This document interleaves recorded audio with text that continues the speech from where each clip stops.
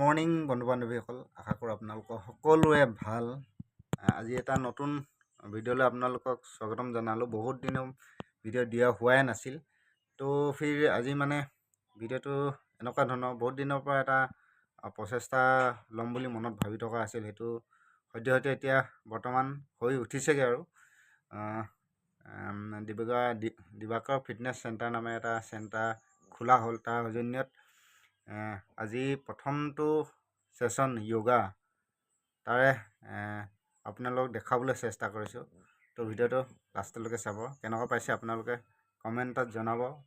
যিটো ষ্টেপ লৈছে সেইটো কেনেকুৱা হৈছে সেইটোৰ বিষয়ে আপোনালোকে কমেণ্টত জনাব।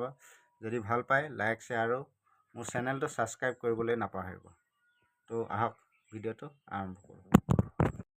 নমস্কাৰ গ্ৰহণ কৰিব। আপোনালোকক জনাবলৈ পাই সুখী হৈছে যে আজি ইংৰাজী ৩ মে তাৰিখে হেঞ্চুৱা ৰাজহুৱা প্ৰেক্ষাগৃহত প্ৰতীপ বৰুৱাদেৱৰ সভাপতিত্বত এখনি ৰাজহুৱা সভা আয়োজন কৰা হয়। উক্ত সভাখনিত দিবাকৰ ফিটনেছ চেণ্টাৰ নামেৰে এটি শৰীৰ চৰ্চা কেন্দ্ৰ প্ৰতিষ্ঠা কৰা হয়।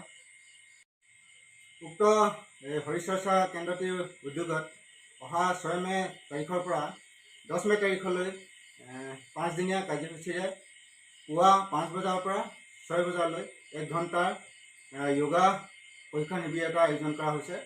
উক্ত প্ৰশিক্ষণ শিবিৰটিত আপোনালোকৰ সহায় সহযোগিতা আৰু উপস্থিতি কামনা কৰিলোঁ। ধন্যবাদ।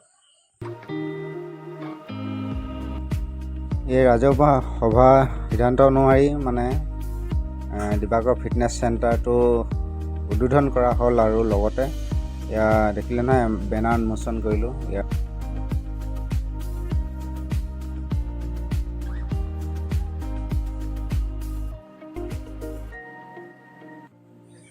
আজি প্ৰথমটো দিনত মানে বেছি মানুহ হোৱা নাই, তথাপিও কিছু লোক আহিছে। আপোনালোকে এয়া দেখিবলৈ পাই আছে।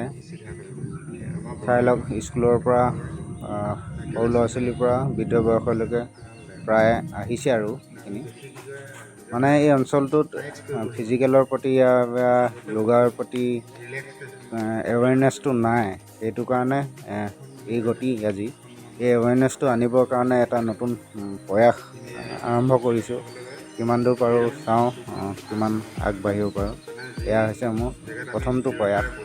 আজি ইয়াকে আপোনালোকক দেখুৱালোঁ। পাছৰ পৰ্যায়ত কি হয় সেইখিনি সকলোখিনি আপোনালোকক দেখাবলৈ চেষ্টা কৰিম। তো আপোনালোকে কেনেকুৱা পাইছে জনাব কমেণ্টত।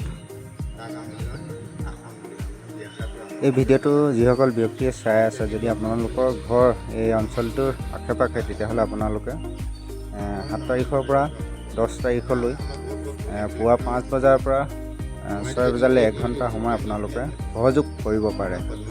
ইয়াকে মই জনালোঁ আপোনালোকক। কেনেকুৱা পাইছে আপোনালোকে নিশ্চয় জনাব।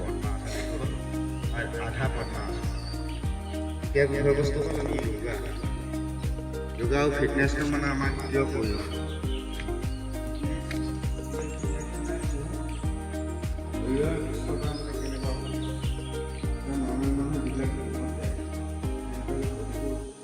ফিটনেছটো বহুত দূৰৰ পৰা দেখিবলৈ ধৰে, কিন্তু তেওঁ ফিজিকেলি ফিট হ'ব পাৰে। ফিজিকেলি ফিট হ'বৰ কাৰণে শাৰীৰিকভাৱে সুস্থ হ'ব লাগিব, মানসিকভাৱে সুস্থ হ'ব লাগিব আৰু আধ্যাত্মিকভাৱে। সেইজন ব্যক্তিকে সুস্থ বুলি কোৱা যায়, মানে বেমাৰৰ পৰা দূৰত থকা হ'ব লাগিব। তেওঁক দেখিবলৈ পাতলা দেখিব পাৰে, কিন্তু তেওঁ